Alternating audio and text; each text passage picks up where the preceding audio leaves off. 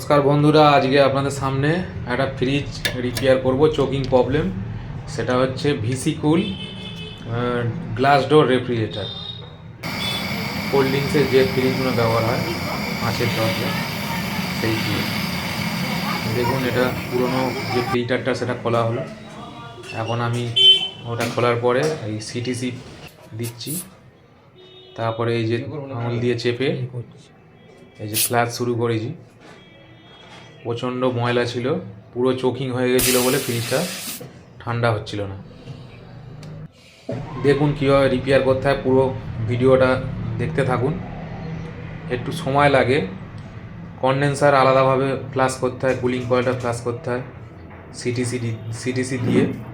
দেখতেই পাচ্ছেন গ্লাস ডোরের, এই যে দেখতে পাচ্ছেন কীভাবে সিটিসি বার হচ্ছে, হাই প্রেশার গ্যাস দেওয়া হচ্ছে এদিক থেকে। আর এই যে দেখুন, ওটা কুলিং কয়েলটা ফ্লাশ করা হয়ে গেছে, এবারে কনডেন্সারটা ফ্লাশ করছি। কী পরিমাণে ময়লা দেখুন, পুরো কালির মতন। ভালো করে ফ্লাশ করে নিতে হবে হাই প্রেশার গ্যাস দিয়ে, পুরো কালো কালো। যতক্ষণ সিটিসি বার হবে ততক্ষণ ফ্লাশটা করতে হবে। যখন সিটিসি বার হওয়া বন্ধ হয়ে যাবে, তারপর দু একবার দেখে তারপর ফ্লাশিং বন্ধ করতে হবে। দেখতে থাকুন। দেখুন ফ্লাশ করা হয়ে গেছে, এবার ঝালাই করব।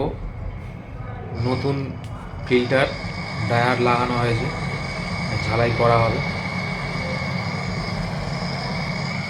দেখুন ঝালাই করছি।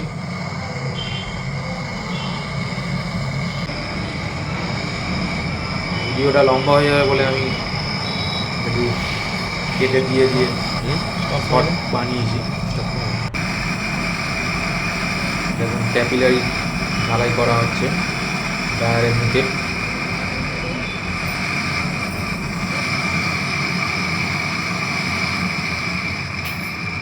ঝালাই করা কমপ্লিট হয়ে গেছে।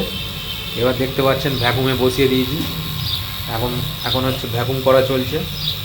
ভিতরে পুরো হাওয়া ভালো করে টেনে বার করে নিতে হবে, অন্তত 15 থেকে 20 মিনিট ভালো করে ভ্যাকুম করতে হবে। ভ্যাকুম যদি না করেন ভালো করে, তাহলে কিন্তু চোকিংয়ের প্রবলেম হবে, ময়েশ্চার চোকিং হবে।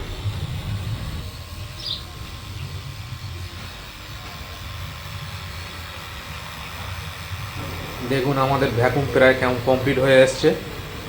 এবারে আমরা গ্যাস দেব, এই যে 134 গ্যাস।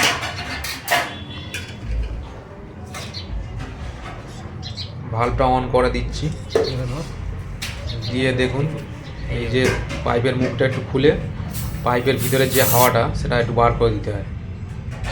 দেওয়ার পরে দেখুন এইভাবে গ্যাসটা দিয়ে দিতে হবে। ভ্যাকুম যে কম্প্রেসারটা ভ্যাকুম আছে, সেই ভ্যাকুমটা যাতে না থাকে 30-40 অন্তত প্রেসার দিতে হবে। দিয়ে লিকটা চেক করা হচ্ছে, দেখুন কম করে 30-40 প্রেসার দিতে হবে। লিক চেক করা হচ্ছে। আমাদের কিন্তু একটা জায়গা থেকে লিক পেয়েছি আমরা, ভেতরের দিকটায় লিক ছিল। আমরা আবার ঝালাই করে ভ্যাকুম করে গ্যাস দিয়েছি, সেই পরের আবার ঝালাই করা। দেখুন এই জায়গা থেকে লিকে দেখুন গ্যাস বার হচ্ছে। এই যে এই জায়গাতে আমরা আবার ঝালাই করে ভ্যাকুম করে কমপ্লিট করেছি, সেটা আর পরে দেখাইনি। এই জায়গা থেকে লিক হলো, ভিতরের সাইডে পাইপে ময়লা ছিল, ওই একটা জায়গা থেকে একটু ঝালাইটা মিস হয়ে গেছে। আমরা কমপ্লিট করে দিয়েছি, কাজ চালিয়ে দিয়েছি, দেখেও নিয়েছি। খুব সুন্দর ঠান্ডা হচ্ছে। ভিডিওটা এখানেই শেষ করব। আপনারা সবাই ভালো থাকুন।